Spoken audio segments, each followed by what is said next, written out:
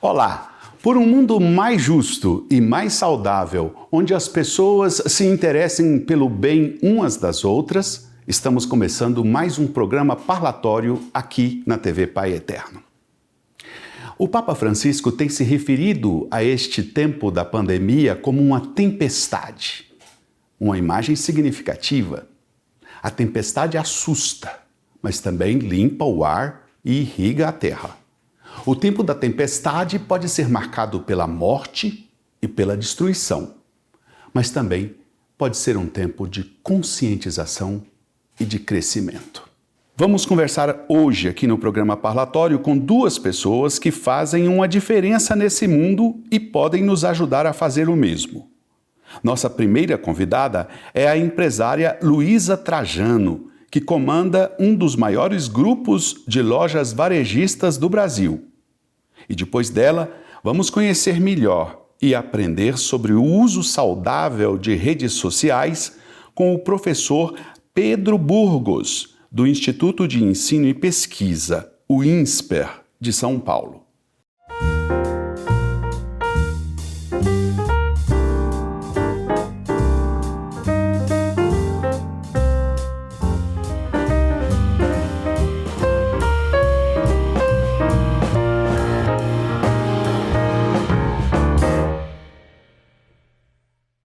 Dona Luísa Trajano é uma simpatia de pessoa.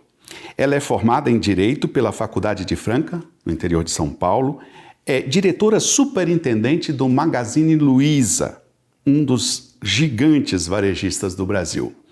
Ela também integra o movimento Mulheres do Brasil. Ela fala conosco diretamente de São Paulo. Dona Luísa, antes de tudo, muitíssimo obrigado pela presença da senhora aqui. Nesse tempo que nós estamos vivendo de pandemia do coronavírus e que tem deixado tanta gente triste e apreensiva e que as pessoas estão assustadas, nós precisamos mais de pessoas positivas. E as atitudes públicas da senhora mostram que a senhora acredita muito no Brasil. Tudo o que está acontecendo não tem desanimado a senhora? Olha, Padre Fábio, é assim, lógico que é um momento difícil, é um momento que a gente se questiona bastante, mas eu não sei se eu parti assim, depois que eu tentei pedir para as forças o meu papel nesse momento, logo no começo, e eu vi que eu tinha que assumir um papel de líder cidadã, que lutasse pelas pequenas e médias empresas, que por causa passe com a minha experiência por um pouco mais de calma nesse momento, eu te confesso que eu não tenho sentido nenhum pingo de desânimo. Mas lógico que eu tenho, desânimo é uma coisa, lógico que eu tenho tentado entender o que está se passando, vivendo cada minuto e aprendendo a técnica que eu uso para não ficar nisso que você falou, viver cada momento presente, aprender com isso, entender e sentir o que está passando. Então, esse tem sido minha postura todos os dias, e pedindo muito para que me dê equilíbrio, as minhas forças espirituais e tudo que me dê muito equilíbrio, que nesse momento não é fácil, não. Mas eu acho que eu tenho conseguido bastante ter esse equilíbrio que é tão importante. Certo, Dona Luísa, mas tem uma coisa importante que talvez valesse a pena a gente conversar. A economia, nesse tempo, já sofreu um impacto enorme. A senhora acha que os empresários têm um papel importante agora para redefinir a economia na pós-pandemia?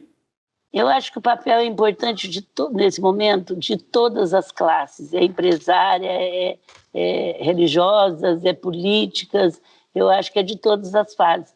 Mas o que é muito importante a gente entender que no momento de uma situação de pânico ou de tipo guerra que nós estamos vivendo, né, de calamidade, todas as vezes em que eu estudei de economia, sabe que o governo tem que entrar com dinheiro, porque se ele não entrar, não importa o PIB, não importa o déficit público, não importa nada, vai ser muito pior para a economia. Então, neste momento que o governo tomou as medidas, foi importante. Agora, fazer o dinheiro chegar é o que tem, agora não tira nem um pouquinho os empresários se unindo, mas eu não acho que é só o empresário, eu acho que nós descancaramos uma coisa aí, né, que a gente já sabia, que era a desigualdade social. Nesse ponto, a gente até, assim, não, é uma coisa positiva desse momento tão triste, se é que a gente pode chamar assim, foi a cultura da doação que o Brasil não tem e a solidariedade das pessoas, porque na realidade as pessoas estão passando fome, né?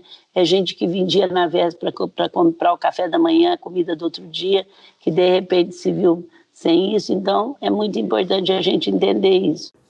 Dona Luísa, outro dia conversamos aqui no programa Parlatório e alguém falou que existe um movimento chamado Não Demita e a senhora faz parte desse movimento. A senhora acha que, não obstante todas as dificuldades que estão se aprofundando, esse movimento tem futuro?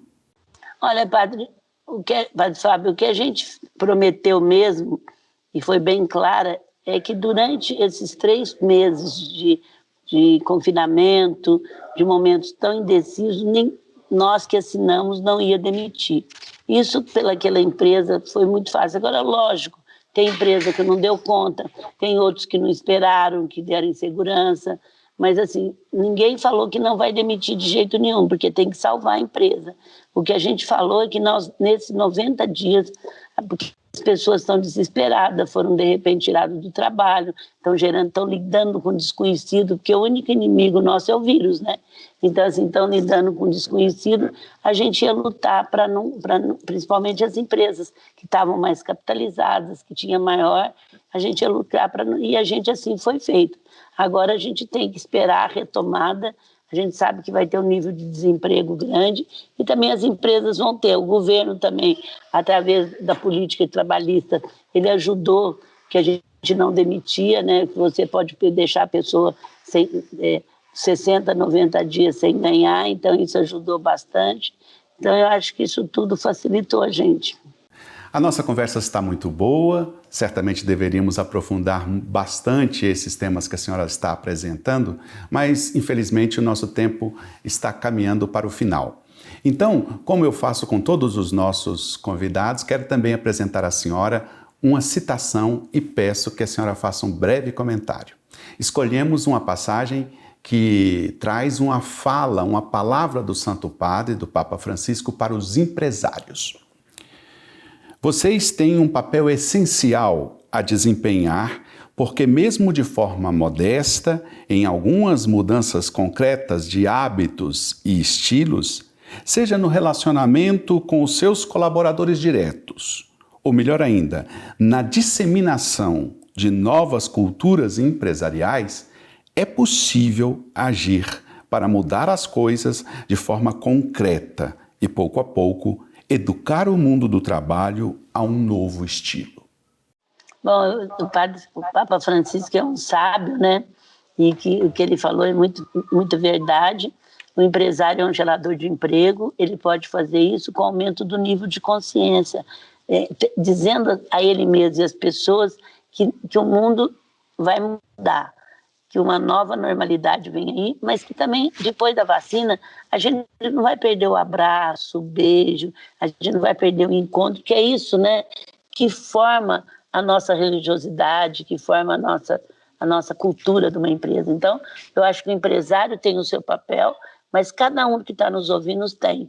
Eu queria só rapidinho convidar todas as mulheres que estão nos ouvindo para entrar no Grupo Mulheres do Brasil, porque Padre Fábio é um movimento há 6 anos, totalmente apartidário, que a gente trabalha 18 comitês, inclusive o Comitê da Saúde, onde a gente já sabia que o SUS é o melhor sistema e a gente é totalmente apartidário, mas nós queremos ser o maior grupo político apartidário do Brasil. A gente já tem 43 mil mulheres em 15 países, em 50 e tantas cidades aqui no Brasil, e a gente é um grupo que só trabalha voluntariamente, e eu quero pedir para cada um de vocês que está assistindo, se envolva num grupo, porque o Brasil está... A única coisa que anima é que nesse momento tão triste está sendo formado o consciente coletivo da população para ter um nível de consciência que o Brasil é dela e que nós temos que assumir o Brasil e largar de reclamar e de fazer nada. Então, eu queria... grupomulheresdobrasil.org.br. Não importa o que você é, nós temos mulheres de comunidade, nós temos mulheres médicas, dentistas, mulheres simples, dona de casa. Se você quer ajudar o Brasil, junte-se a nós e a gente vai depois te mostrar quanta coisa a gente está fazendo. Esperávamos conversar também com a senhora a respeito desse movimento Mulheres do Brasil. Muito obrigado pelo testemunho e pelas informações que a senhora deu. Agradeço muitíssimo a presença da senhora aqui. A senhora me chamou várias vezes de Padre Fábio, não me importo de jeito nenhum. Meu nome é Padre Rafael e, de todo o meu coração, obrigado por a senhora ter nos atendido. Eu estava com o Padre Rafael, eu resolvi te chamar de Padre Fábio. Eu peço mil desculpas, Padre Rafael, você é tão simpático, me perdoa, mas eu, Padre Rafael, gente, toda vez que você vê Padre Fábio, muda para Padre Rafael. Muito obrigada, perdão aí pela... Sei que você não liga, mas eu tive uma falha, muito obrigada. Devia ter me corrigido no começo, mas muito obrigada e que vocês tenham, que Deus proteja, que vocês tenham muita força aí para passar esse pelo que eu tive em entrevista com você, esse jeito tão espiritual, tão forte que você está transmitindo, Padre Rafael. Muito obrigada. Está tudo bem, a senhora é muito simpática. No próximo bloco, nós vamos continuar em São Paulo. Vamos conversar com o professor do INSPER, professor Pedro Burgos, e vamos falar sobre o uso saudável das redes sociais. Até já.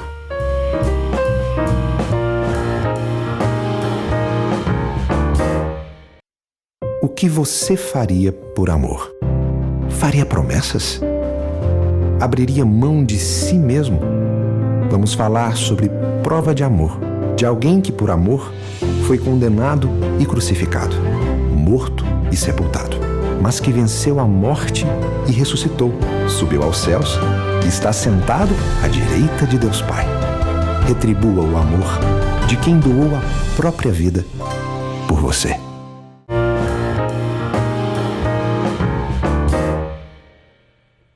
Estamos de volta e eu passo a apresentar para vocês agora o nosso segundo convidado de hoje. Professor Pedro Burgos é formado em jornalismo pela Universidade de Brasília, UNB, tem mestrado em jornalismo social pela City University de Nova York e foi pesquisador visitante na School of International and Public Affairs da Universidade de Colômbia. É coordenador do Programa Avançado em Comunicação e Jornalismo do INSPER, colunista da revista Época e membro do Conselho Consultivo da Agência Mural de Jornalismo das Periferias. Professor, é um prazer receber o senhor aqui. Olha, para começar, eu quero usar uma linguagem que nosso público entende bem. O senhor acha que o uso de redes sociais é mais parecido com o capeta, quer dizer, que precisamos ficar atentos por causa dos perigos que tem, ou é mais parecido com os anjos, que nos recebe sempre, nos ampara e nos dá confiança? É difícil. Bom, primeiro, obrigado por receber, pelo convite da conversa. Para usar uma outra analogia, eu acho que nem tanto o céu quanto a terra, né? Eu acho que depende muito de como a gente resolve usar. O celular, as redes sociais, a tecnologia de maneira geral é uma ferramenta, né? O fogo é uma ferramenta. E a gente se vê muito próximo a isso, né, nesse momento em que a gente perdeu a conexão física, né, com o trabalho, com a rua, com as outras pessoas, e parece comum ou parece fazer sentido você recorrer a isso para tentar se reconectar, né, as outras pessoas ao mundo lá fora.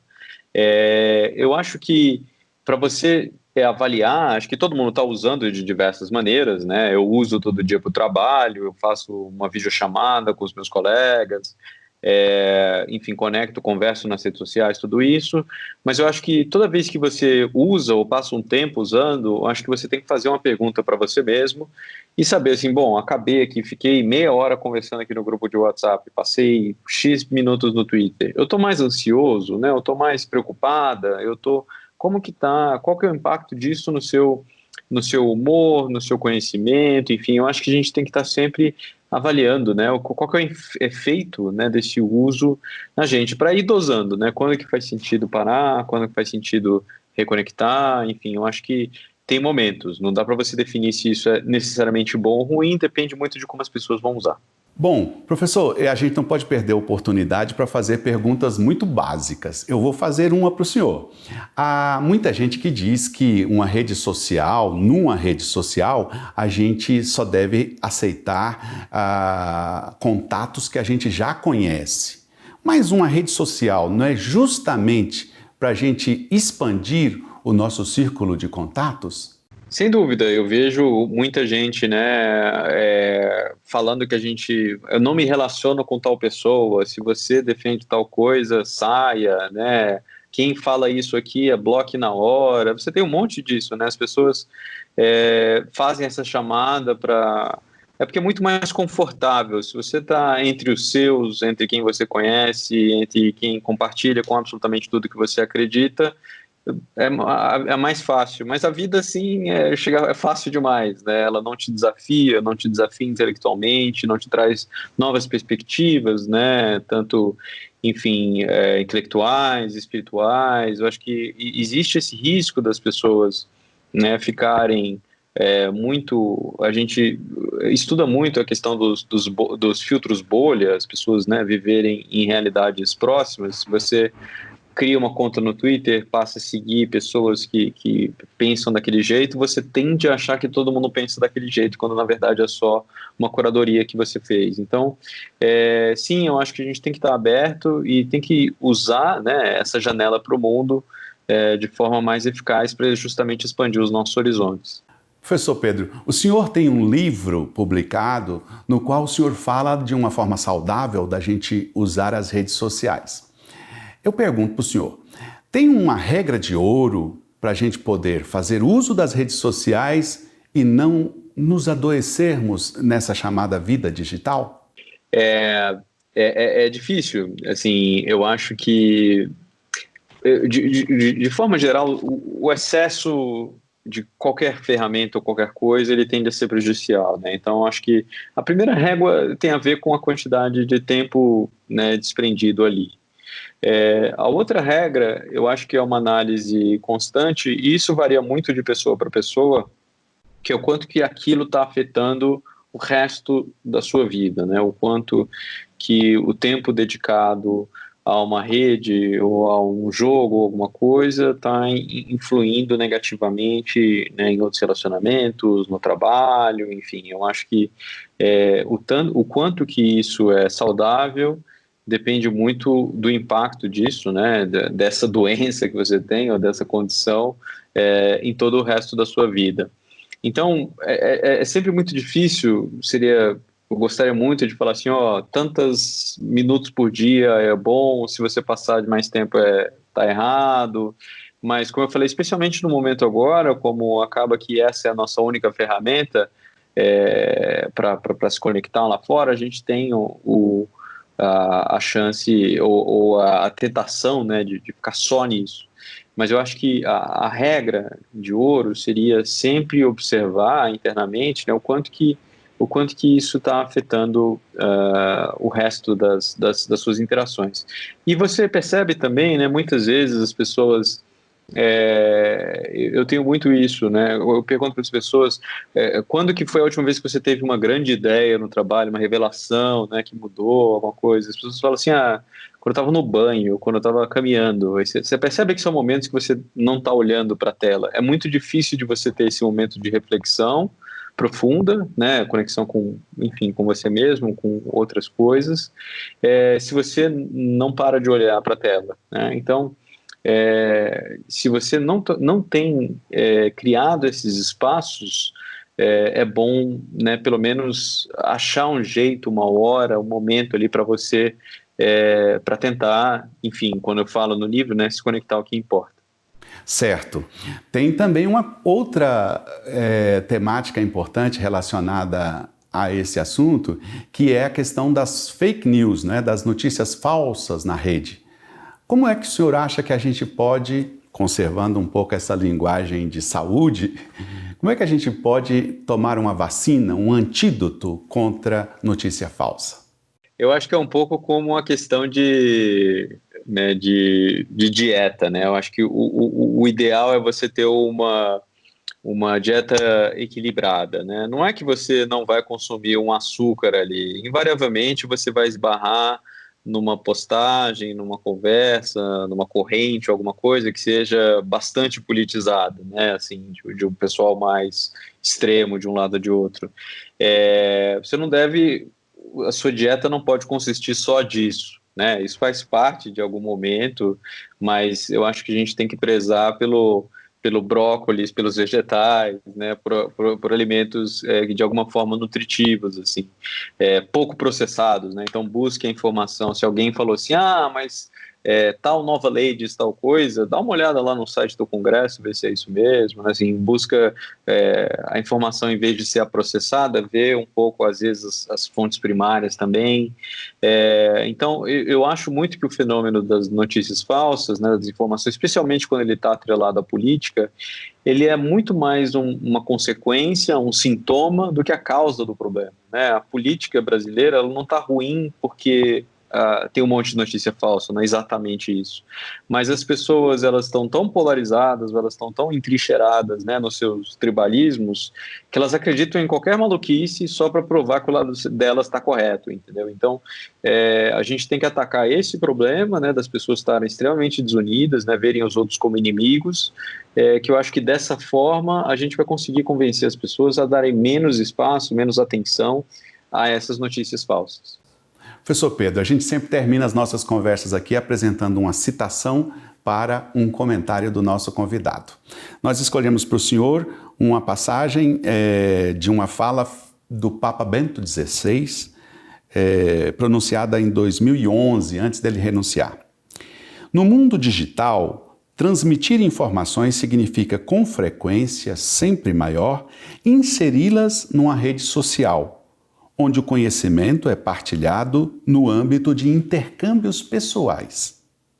A distinção clara entre o produtor e o consumidor da informação aparece relativizada, pretendendo a comunicação não só ser uma troca de dados, mas também, e cada vez mais, uma partilha.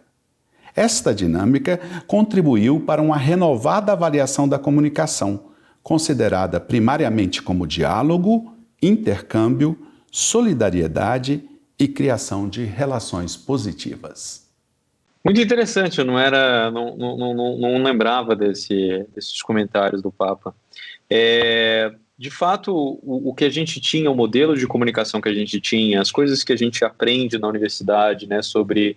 É muito relacionado a broadcasting, né, mídia massa, é uma pessoa falando aqui para um monte de gente lá fora. Quando você está nas plataformas sociais, o seu peso é muito parecido com o peso de outras pessoas que estão consumindo, né, ou compartilhando. Então a gente retoma o que antes era só emissão, né, só fala, para comunicação de fato, né? Assim, você coloca a sua ideia no mundo e as pessoas podem lá comentar, compartilhar, né, corrigir, etc. Então eu acho que de certa forma a gente tem a possibilidade de ficar mais todo mundo no mesmo plano, né? Isso deveria nos dar mais humildade, né? Assim, a pessoa, quando eu estou falando, eu quero, ao mesmo tempo que eu estou falando, eu não quero só passar a minha mensagem, eu quero também escutar o que você tem a dizer. E eu acho que às vezes falta isso na comunicação, né? Assim, a comunicação em si é uma via de mão dupla. E eu acho que a gente tem muitas ferramentas para fazer essa comunicação acontecer, esse diálogo ser real. Então eu espero que essa mensagem, né, assim, as pessoas internalizem isso e se comportem nos meios, né, nos ambientes virtuais dessa forma, com comunicação legítima, genuína. Professor, muitíssimo obrigado, foi uma conversa muito agradável, tenho certeza que o nosso público se enriqueceu com a sua participação. Obrigado mesmo. Imagina, obrigado, foi um prazer. Agradeço também a você que esteve conosco no dia de hoje, espero que você tenha gostado. Até a próxima.